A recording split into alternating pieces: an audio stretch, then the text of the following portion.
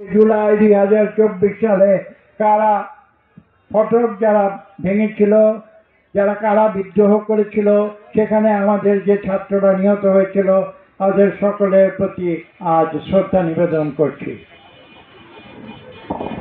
একটি জিনিস ভুলে গেলে চলবে না, আমাদের মনে রাখতে হবে যে মানুষের মুক্তির যে আন্দোলন, মানুষের মুক্তির আন্দোলন কিন্তু একটি চিরন্তন সত্য।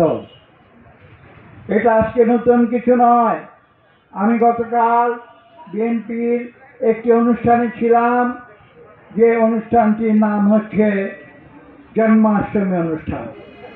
আপনারা জানেন আমাদের এই এলাকায় অনেক হিন্দু ধর্মাবলম্বী লোক আছেন। সেই অনুষ্ঠান ছিল তাদের ভগবান কৃষ্ণের জন্মতিথি। বলা বাহুল্য, আজকে থেকে 5,500 বছর আগে জন্মগ্রহণ করেছিলেন এবং জন্মগ্রহণ করে জন্মের দিন থেকে তিনি